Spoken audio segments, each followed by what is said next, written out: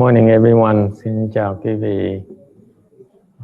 Today is our Dharma Assembly on Guan Yin Bodhisattva's Enlightenment Day. Ngày hôm nay chúng ta làm cái vía của Ngài Quán Thế Bồ Tát đắc đạo. Okay. So,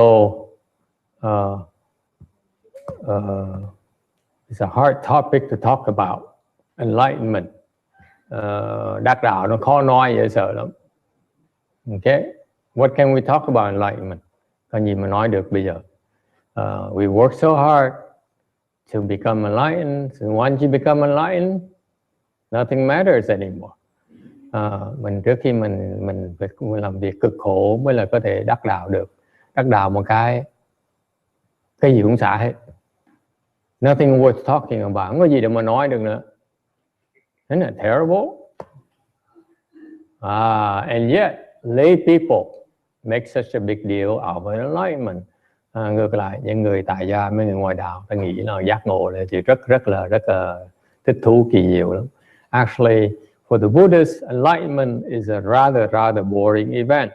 That's why we have to celebrate Enlightenment days. Thì ra đối với người Phật tử thì cái đắc đạo nó rất là bình thường, rất là thông thường. Thành ra chúng tôi phải tổ chức những cái vía đắc đạo để mà có chuyện mà làm. So at this enlightenment, as you don't understand what Bodhisattvas have to go through. Cái vị không biết rằng á là mấy các Bồ Tát đó, là phải cực khổ lắm. They are enlightened already, that's why they are Bodhisattvas. Những cái Bồ Tát á, họ đã đắc đạo rồi thì mới gọi là thiệt sự là Bồ Tát. Agree? There's small bodhisattvas who are not enlightened yet. We sort of don't look at them as real bodhisattvas. There's just bodhisattvas in training. Những cái người Bồ Tát mà chưa đắc đạo đó, thiệt sự không thể gọi họ là Bồ Tát được. Họ chỉ gọi là Bồ Tát đang tập sự. See, my Vietnamese is getting better. Thanks to the TV program. Thầy nói tiếng Việt hàng ngày, có những cái danh từ trước giờ không bao giờ nghĩ tới nữa. Chắc là tại nhờ lên TV quá đây. Speaking of TV programs, we, did you watch last night? Here's it. Thursday's TV program with text. Did you see the TV program? Yeah, better things to do and watch a Vietnamese TV program. Cái tối thứ Năm vừa qua, ông này được mời lên đài TV. And he was magnificent. Shall we say? Để ông là rất là tuyệt vời. Yes? He sang so well. He sang so well. I mean, his voice is getting better, and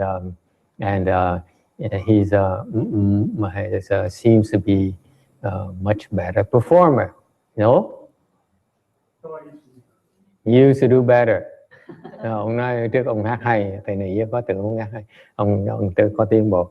So anyway, he was on Thursday TV program, and we went there on Wednesday. Thứ Tư chúng tôi tới đó thâu, and because of him we almost got run out because we ran out of time. Tại vì phức tạp dễ sợ, very difficult to record a singer, you know, so we fumble a lot. We just went back and forth. Yeah. But anyway, it went very well. Anyone watch the Thursday program? Vicky watched it. Hey, how about that? She's the only one who watched it. Cô Vicky là người duy nhất mà quay TV. The rest of us are too busy cultivating. Ai cũng bận rộn phải lo tu hành hết. And what's your impression, Vicky, of the program? I thought that the gentleman who is the host. Mm-hmm. Very impressed with text. You think so? Yeah. Yeah, we never seen any Americans in our TV programs. Cô này có nói là cái ông chủ, chủ chương trình đó, cùng chung với thầy đó là rất là cảm phục ông này. And what else? What's your impression? Don't you feel he sings better than before? I don't know if I heard it. Oh, I did. I have your. Yeah, he sang last Thanksgiving. Remember? I think it's comparable to his CD. Comparable to his CD, really? I think it's better. Anyway, so very impressive. Okay, and so we invited him on, and Tex was very kind. He came up and he talked about his experience with Buddhism. And ông Tex rất là tử tế. Ông lên ông nói chuyện về cái kinh nghiệm của ông về cái Phật pháp. Okay, and anyway, you know the Bodhisattvas, they're enlightened already. Quý vị biết không? Bồ Tát họ giác ngộ rồi. And then since they're Bodhisattvas, they have to work. Nên là vì họ là Bồ Tát, họ phải làm việc. Unlike rich people who have achieved success, we tend to retire. We say, I've seen enough, therefore I can retire. Actually, Bodhisattvas, once they achieve success, they work harder than before. Cái người tài gia đó, khi mà thành công đó, họ có cái cơ hội để mà về hưu. Còn Bồ Tát khi mà thành công đó, thành công đối Bồ Tát là giác ngộ đó. Thì họ phải làm việc cực khổ hơn trước nhiều. Okay, so what do they do?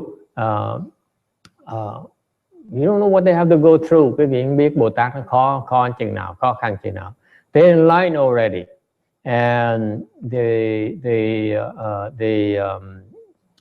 so by the time we're done with their work, khi mà họ xong công tác của họ, okay, you know what they do?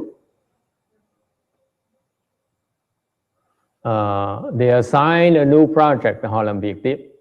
Okay, how do they continue? Làm việc tiếp là sao? Explain to Susan. She wants to know this. Yeah.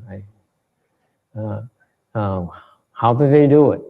You know, they go right back into the womb.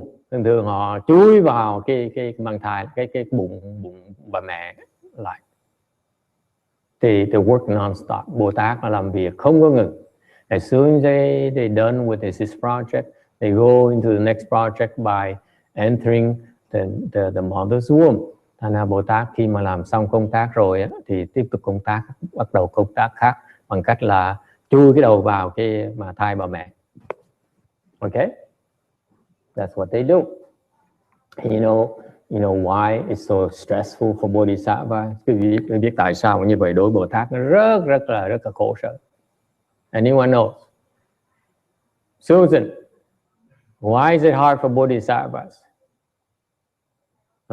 Because of this thing called Guan Yin Bodhisattva. Guan Yin Bodhisattva. Guan Yin Bodhisattva. Yeah, I only remember it's May. The same thing, same concept.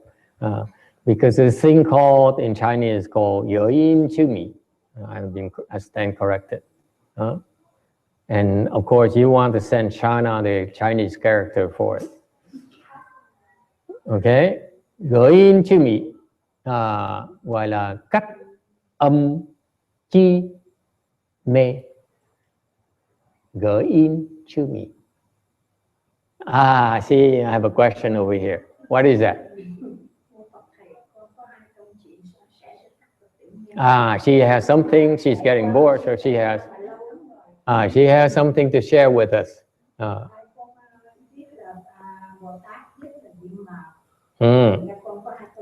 She says she has some two experiences with the Bodhisattva. Okay. Yes. Before in Vietnam, she only worshipped Guan Yin. She didn't care about the Buddha.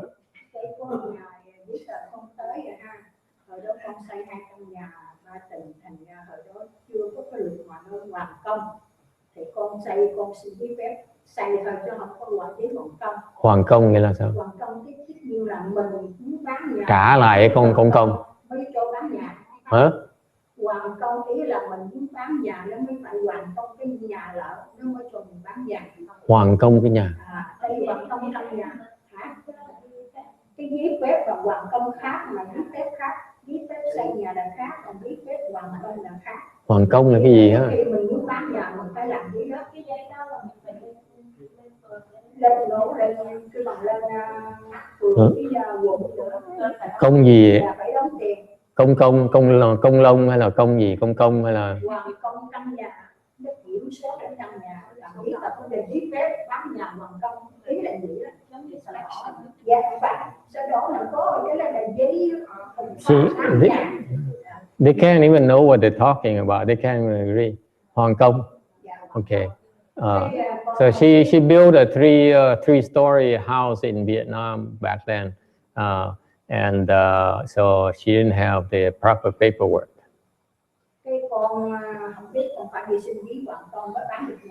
So she wanted to sell it, and she didn't have the proper paperwork when she just built it. So when she tried to sell it, she had to go get the proper paperwork.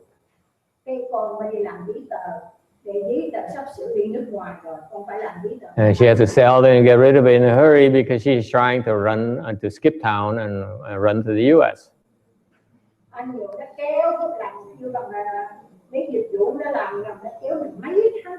Lo and behold, it took several months and a lot longer anticipated. Không có thêm dầu thêm mỡ hả? Không chỉ thêm dầu thêm mỡ. She didn't grease the wheels. That's why it took several months. Don't you know that cô không biết là mỗi lần làm giấy tờ phải cần dầu mỡ đó. I mean, she corrected herself. She greased the wheels, but it still took several months. In Vietnam, you want any kind of paperwork, you apply grease. Cái xứ Việt Nam mình rất là thông thường, cái gì làm giấy tờ gì đều phải dầu mỡ hết, có dầu có mỡ. Con buồn quá, giấy tờ từ đằng tới ra con phát nguyện con cầu quan âm giúp cho con giấy tờ cho mau lẹ cho con. And then her paperwork to leave the country was finalized, so she had to pray the Guan Yin to speed up the sale process. So she prayed the Guan Yin. And she says, if you help me take care of the paperwork, I swear I will become vegetarian in the morning. That doesn't count.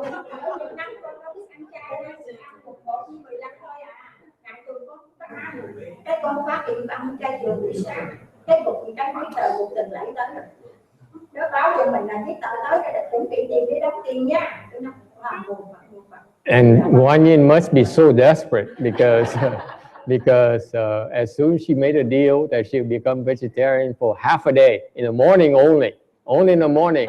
She probably doesn't eat breakfast. And the Vietnamese, they eat lunch afternoon, so that doesn't count as morning meal. Rồi người Việt Nam buổi sáng không ăn sáng, thường ít ăn sáng, mà thường ăn trưa thì sau 12 giờ mới ăn trưa, thì kể như không phải là ăn sáng nữa, thành nó mất con bữa ăn sáng. Therefore she only lost breakfast, if any at all. And after a week, the paperwork, lo and behold, the paperwork was finished. Con lấy được giấy tờ rồi, một cái con đăng báo bán nhà là trong vòng 1 tháng. Một tuần lễ là có người ta lời mua nhà rồi. And so she listed the house on a newspaper, and within a week someone came and bought it. Cái trong vòng 1 tháng là có 2 căn nhà là bán xong hết. She sold 2 houses. Tiền cash hay nhà băng? Có tiền cash hay là có mượn vay nhà băng không? The Vietnamese, the only way they buy houses is with cash. 2 houses. Tiền mặt không à. Con tại vì con có một căn nhà mà đặt tiền là con mượn nhà hàng ngân hàng xây lên, thành ra cũng thiếu nợ ngân hàng. Thành ra con 2 căn nhà này con bán xong con trả tiền ngân hàng xong hết. Còn đỡ chút đỉnh trả nợ. Xong cái khoảng 1 lời được bao nhiêu? Xong hết rồi. Lời được bao nhiêu? Con lên mấy bài. Okay, so she paid off her loans, and then the house was paid in cash, bought in cash, and she paid off her old loans, construction loans, and she still made a lot of money left. So she hopped the airplane and went to the U.S. And qua đây mới mua cái nhà khác. And she came here, she bought 2 houses right away. Còn một chuyện nữa, trước khi con đi con bỏ lại hai đứa con gái. One more thing, in order to lighten her load, she left 2 girls back.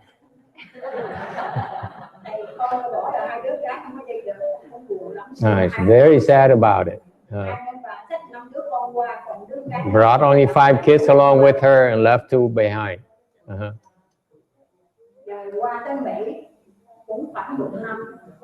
Đó, 2 cô còn độc thân là có gia đình. The both are still single. Không chọc vào. So a year later she came back to pay them a visit. Nhà ở đâu, ở đâu?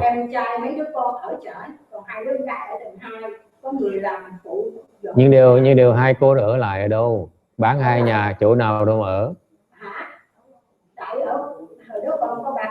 Oh, back then she had 3 houses. She sold 2, so she had 1 left.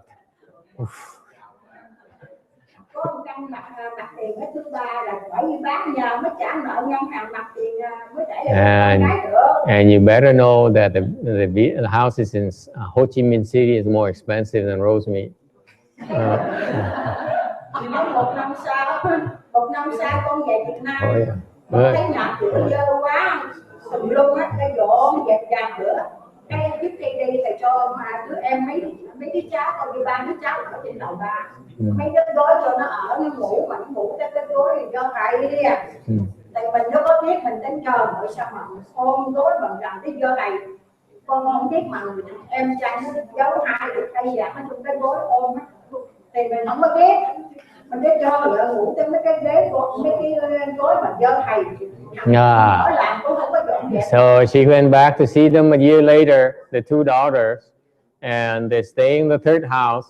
And she was there, and they put her up in the room, and her bed has some pillows, very, very dirty, and it's so dirty. He said, "Wow, this is so weird. Why do you know? Why are these pillows so dirty?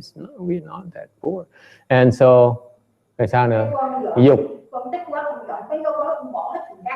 So he threw them to the trash cans, and little did she know that her brothers put 20 bullions of gold in those pillows.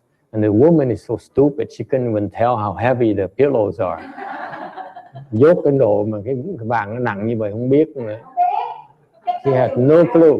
Em trai nó về á, cái nó trời ơi mấy đứa con nó ở dơ quá, ngủ trên mấy cái gối giờ thầy tao bỏ hết mấy cái. Ông nói, hả?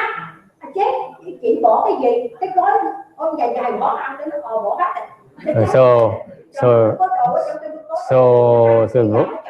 So the brother came back and she said, you know, I threw away some dirty pillows. I said, which ones? He said, the ones that are so dirty. He said, the most dirty ones in the house? I said, yes. That's the one I put all the gold that you sold from the 2 houses. Oh, she nearly fainted.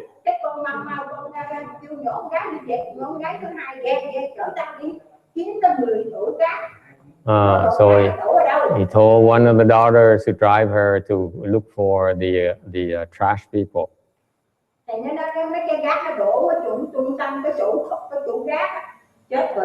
So they went to the place where they collected all the garbage.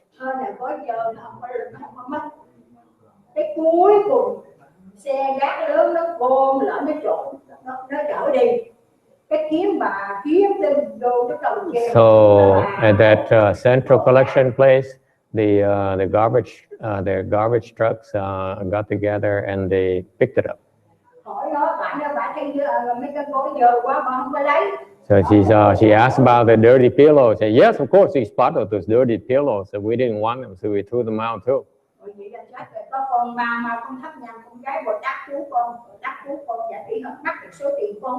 So she prayed immediately. That's when she remembered Guan Yin, and then prayed to her, please help, please help. Yeah. Lần này là thương lượng gì? What did you promise this time? I asked. He said she's too in such a hurry, she couldn't think of any deal. So he said, you know, I promise you, I will make it worth your while. This woman is something else.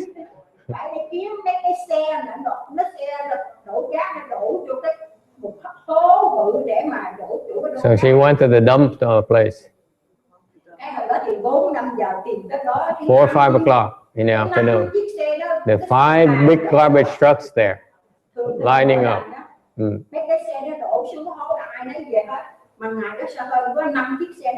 For some reason, usually they dump it and they hurry home.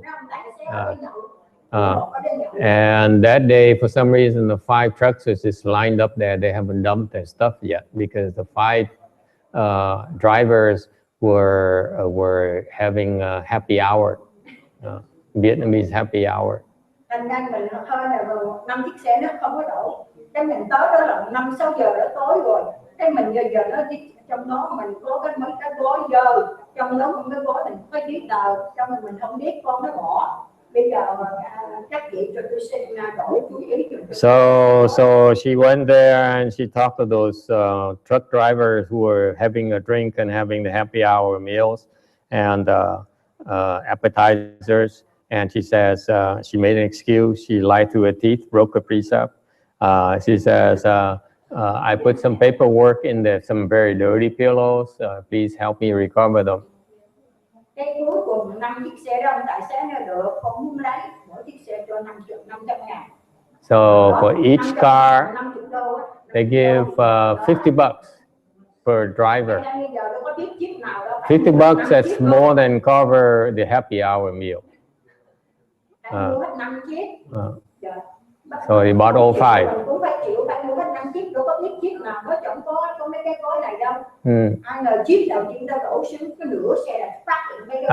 But the funny is that the first truck that dumped out their stuff, she found the pillows.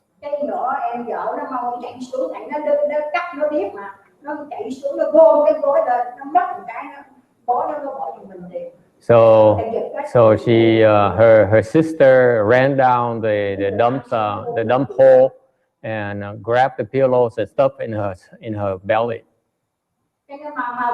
and brought it all back. Yeah, and then she paid them. So now everyone asking for money, so she had to give some more. It was so dark back then.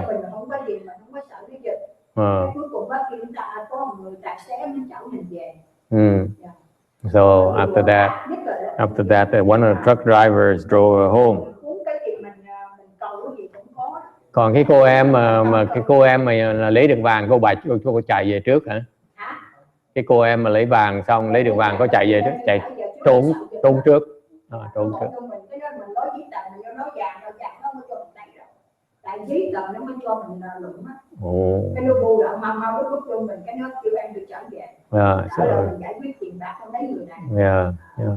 Rồi thành ra cái thương lượng với Quan Âm gì nói không? Ta cùng. And then so I asked her, what did you negotiate with Guan Yin? Trả lời sao? So she said she made a ceremony and offered Guan Yin a few fruits.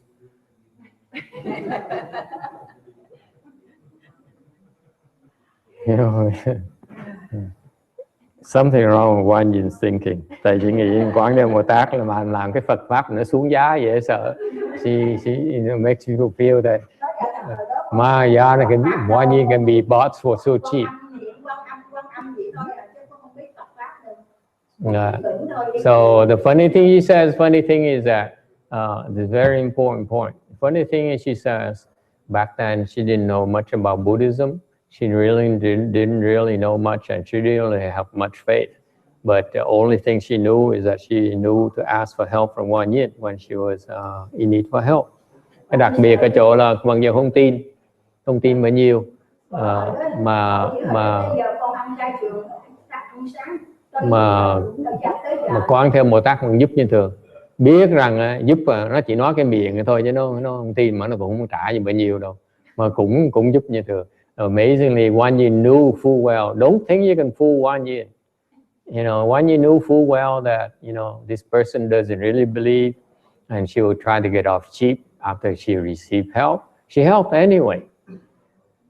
That's what enlightened people do. Mấy người giác ngộ như vậy thiệt là thà. They so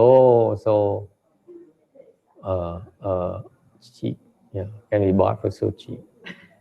Từ đó là con tin Phật pháp lắm, con tin một Quan Âm lắm. And ever since she believed Guan Yin, still didn't believe in the Buddha, vẫn chưa tin Phật, chỉ tin Quan Âm thôi. Mà chỉ tin Quan Âm là tại vì tại sao mà nhờ tiếp, trong tương lai hy vọng được nhờ, chứ còn đâu phải tin bản sanh là gì đâu. And she only believed Guan Yin because she saw how effective Guan Yin is, so she was hoping that she can count on on Guan Yin's continued support. So that's why she offered fruit to Guan Yin very often. Cái vàng đó là ít nhất là cả đời, cúng cả đời, hoa quả cũng không có đủ nữa chứ đâu. 20 lượng vàng mà cúng cả đời, hoa quả bao nhiêu? Chưa tới 1 lượng nữa. Anyway, so that's the nice thing about Guan Yin is that she doesn't care who you are. Whenever you're suffering, she'll come and help you if you ask for help. Cái đặc biệt của Quán Thế Âm Bồ Tát á, là không cần biết cái vị là bất cứ cái vị là ai, mà lúc mà đau khổ cần sự giúp đỡ đó mà cầu cứu ngài Quán Thế Âm Bồ Tát thì ngài sẽ đến. Okay, so we should recite Guan Yin's name more often. Là cái vị nên tụng Quán Thế Âm Bồ Tát thường xuyên hơn một tí, so that when you need her help, she can come and she'll watch over you and come and help you out. Niệm Quán Thế Âm Bồ Tát để mà ngài biết cho quý vị mà sau này cần ngài tới ngài giúp. You know, just like every single bodhisattva, they are enlightened, meaning they are very happy, they have wisdom, and every time they go back to the sour world, mỗi lần Bồ Tát mà tới cõi Ta Bà này, quý vị biết không? Just like my master, như ngài Tiên Hóa vậy đó. You know, they stay in your mother's womb. Thì họ phải qua cái sự sanh đẻ, and they have they experience this state called the intermediate skandha body confusion. Khi các ngài đều bị cái in sân, âm thân chi mỹ chi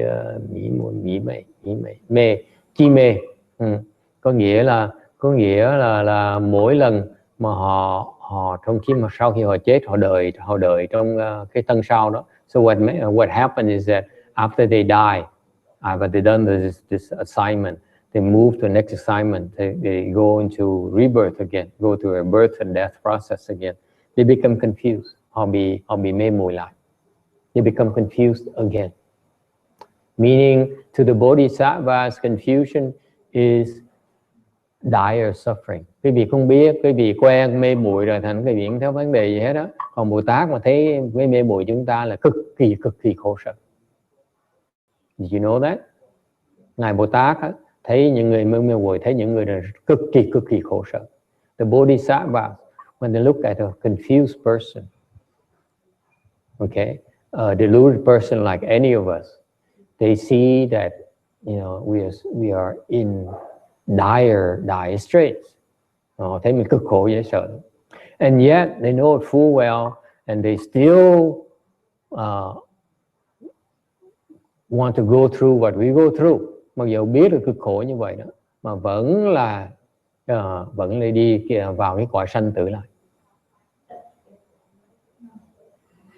Okay, We do things out of confusion. Chúng ta làm những cái chuyện do vì cái tâm mê muội mà làm, tâm điên đảo mà làm.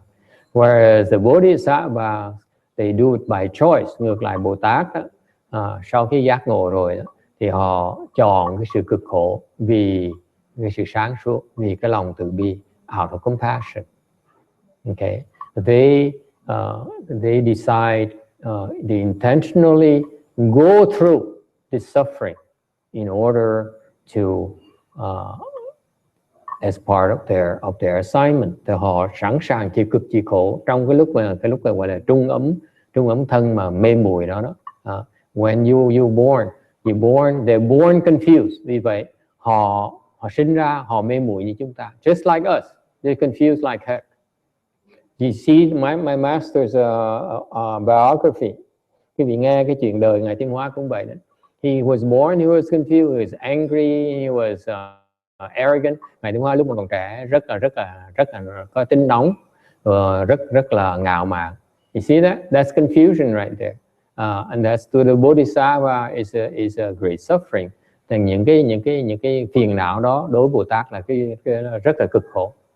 And so they go through these things, and then they somehow cultivate những cái duyên đẩy họ tới họ tu hành. And then they go through a lot of hardship, rồi họ phải tu hành cực khổ lắm mới có thể đắc giác ngộ được, in order to become enlightened.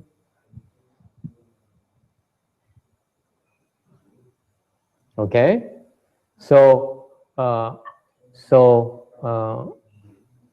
that's an act of great compassion. Quý vị thấy cái hành động của cái đại bi.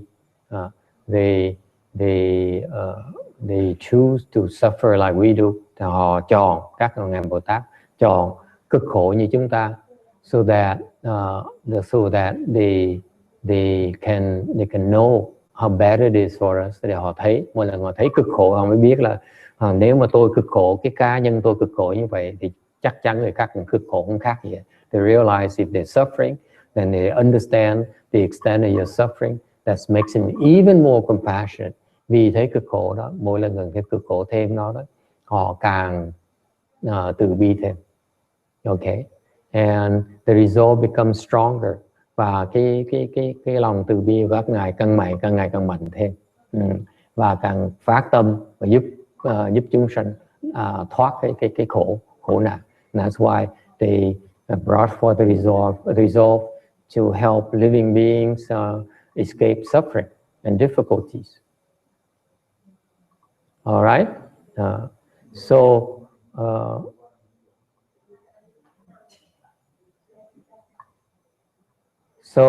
we should as we attend these Dharma assemblies, and chúng ta có cái duyên mà tới gặp những cái vía như vậy, we should remind ourselves that how compassionate these Bodhisattvas are. Thấy chúng ta phải nhớ nhắc lại cái gương của các vị đại Bồ Tát này, thì họ chịu cực khổ. Okay, they really suffer. You look at the story, the life stories of the folks tales of Guan Yin, you know that she went through a lot more suffering than most of us. Quý vị biết không? Ngồi riêng là cực khổ không, mà quý vị nghe những cái chuyện mà kể về cuộc đời của ngài Quán, những cái chuyện đồn về cái cuộc sống ngài Quán Thế Bồ Tát, cuộc đời Quán Thế Bồ Tát, thì ngài cực khổ dễ sợ lắm. You know, one such story is Mao Shan. Một cái câu chuyện đó là cái công chúa Diệu Thiện. Okay, she was born as a princess and very pretty. Sinh ra làm công chúa, rất là đẹp. And she when she was of age, the father wanted her to marry a rich man, rich and powerful man. Thì lúc mà tới tuổi cập kê đó, vua cha mới mà sai định là con gái mình phải cưới ông chồng này rất là giàu và rất có quyền thế. And she refused. She says, Your Highness, I would agree to marry if my husband can help with 3 kinds of suffering. So, con sẵn sàng cưới chồng lên xe hoa nếu chồng con có thể giúp đỡ 3 cái loại khổ nạn này. The father said, what kind of sufferings and difficulty? She says, the sufferings of aging.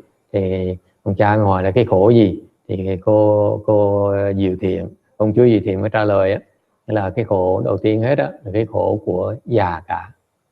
Okay, the suffering of aging. Okay, what's number 2? The suffering of illness. Cái thứ nhì là cái khổ của bệnh hoạn.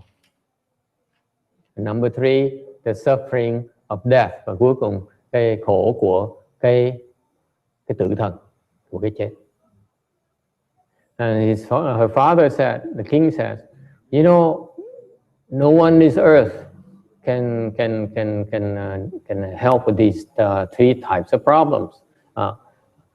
Thì Đức Vua Cha mới nói là không ai trên thế gian này có thể giúp được cái chuyện đó hết. She says, then I won't get married. Như vậy thì con không cưới chồng. So she refused, and the king was very upset, and she beat her up. Ông cha rất là giận, đánh cô công chúa. Okay, sang người đánh công chúa. And send her away away from a palace, đuổi ra khỏi hoàng cung, and made her live as a commoner. Bắt công chúa sống như một cái người thường dân vậy đó. And you know, if you live like a princess, you never have to work any single day in your life. Now you become a commoner and you carry your water, you clean the bathroom. So, bây giờ về trước là công chúa, không bao giờ làm việc gì hết. Bây giờ đi làm người thường dân là phải đi hốt rác, đi quét sân, rồi đi làm việc làm lụng cả ngày. Okay, she's a lot of suffering, and she never complained. Công chúa Diệu Thiện không bao giờ than phiền hết. And it only made the king even more angry. Càng vua cha càng giận thêm nữa. She was undaunted by the suffering. Không có sợ khổ. You see? And then so she then asked the king, would you mind if I go to work for a monastery so that I can, as long as you don't want me back in the royal palace, send me to the monastery. Thì xin vua cha tới cái chùa, ở trong chùa để mà làm việc trong chùa. So the king sent her to the monastery and ordered the abbot to really torment her. Rồi sai công phương trượng, vua cha sai phương trượng là phải đầy đọa cái cô công chúa này, không có được chiêu đãi tí nào hết. So she worked her butts off, you know. Her hands are full of calluses and lots of scars. Cái tay rất là đẹp với sợi thon. Bây giờ nó toàn da gì đó, da nó chai đi, rồi đầy sẹo hết đó. And she was very happy working every day, working hard every day. And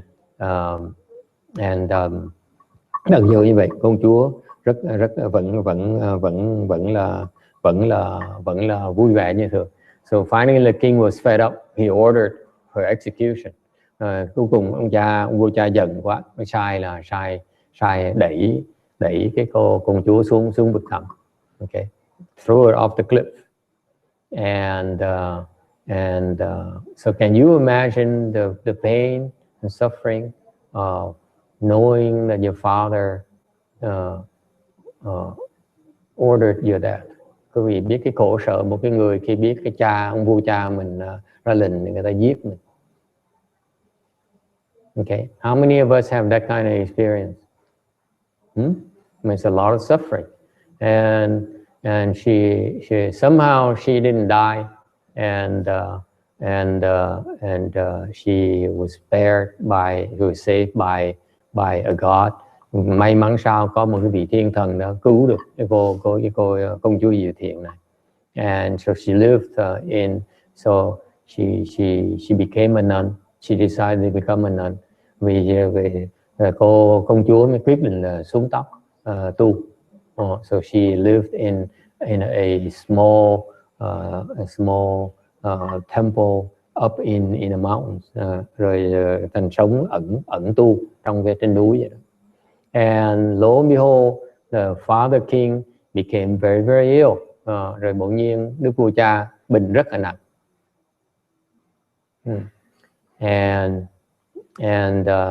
So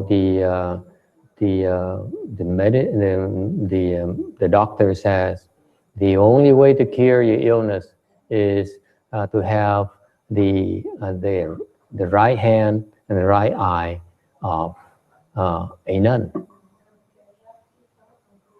Cách duy nhất mà chữa cái bệnh này, bác sĩ nói là phải có cái con mắt tay phải và bàn tay tay phải của một cái người sư cô. So they look everywhere for someone who is willing to give the right eye and the right hand to the king. Thành ra ông vua ra lệnh là đi kiếm một cái bà sư cô đó mà phải cam nguyện là muốn cúng con mắt với cúng cái bàn tay mình để mà chữa ông vua.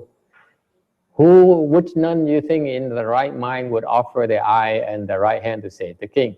So of course no nun would sacrifice himself. Thì cũng có cái sư cô nào mà chịu hy sinh cho ông vua hết đó. Cuối cùng so the rumor then got to the nun Miao Shan, and she heard of it and she says, okay, in that case I will offer my right eye and my right hand to save the king. Và cái sư cô Diệu Thiện nghe được cái tin như vậy,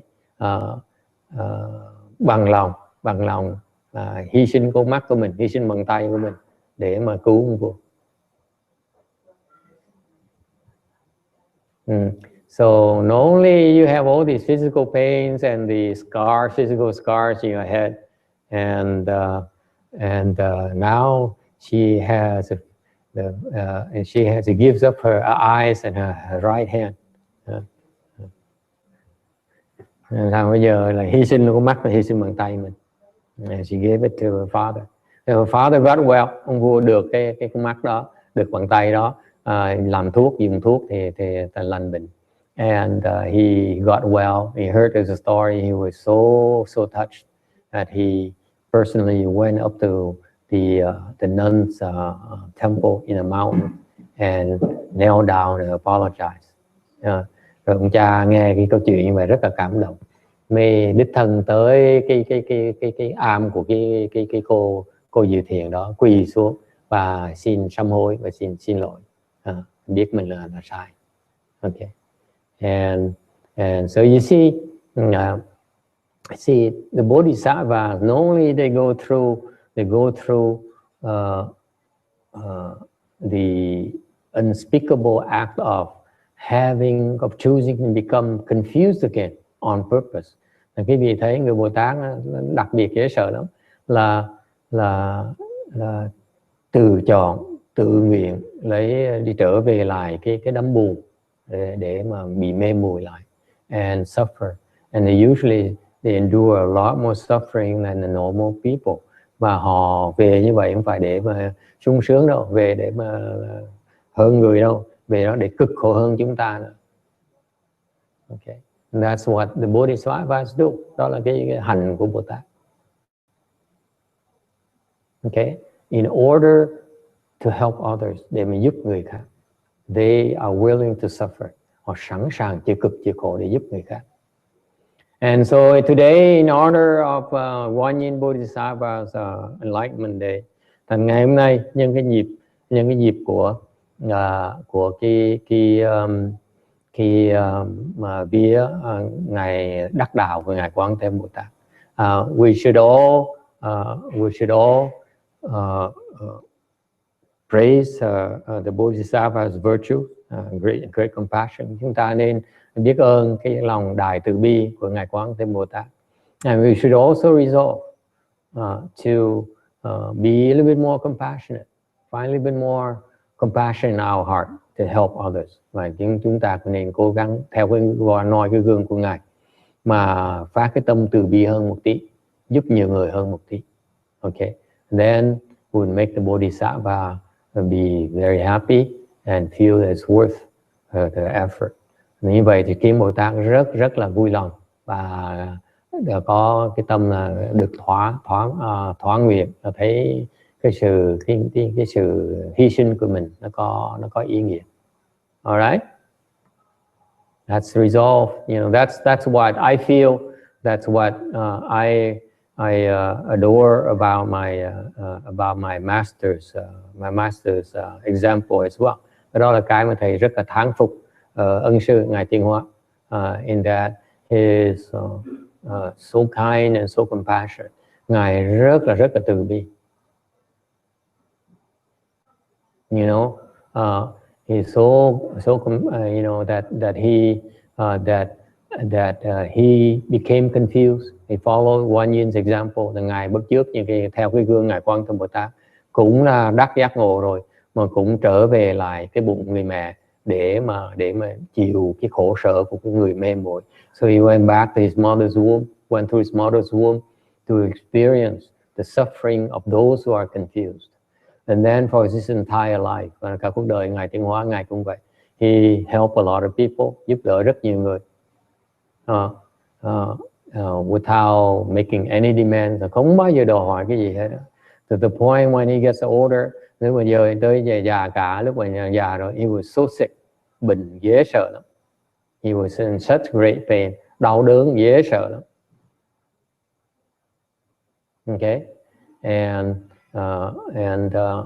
I find it so remarkable that he's willing to use his body to assume the illness and sickness of the people he helped.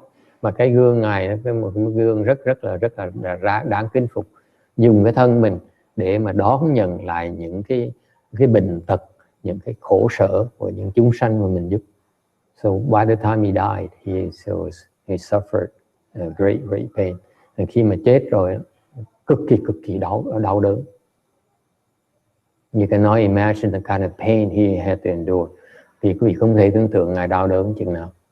This is what Bodhisattvas do. Quý vị thấy các Bồ Tát ta làm như vậy. So for our small part, you know, let's show our gratitude by sacrifice, making a little bit more sacrifices in our lives to help others. Thì chúng ta cũng nên noi gương các Bồ Tát như vậy, mà chịu hy sinh một tí, hơn một tí nữa trong cuộc đời chúng ta để mà giúp người khác. Okay, then I think then that's all they ask. Cái đó là cách mà báo ơn các vị Bồ Tát mà thầy nghĩ là hay nhất mình chúng ta có thể làm. Okay, give a little bit more, sacrifice a little bit more, hy sinh hơn một tí. All right, don't be the rest of us confused who are always seeking to be seeking more comfort. Đừng như những người mê muội cứ tìm cái sự thoải mái, tìm cái sự sung sướng. Okay. All right. Thank you. Thank you for coming. Let's take a break and come back for the lunch offering. Okay. Chúng ta nghỉ 5-10 phút xong trở về cúng ngọ.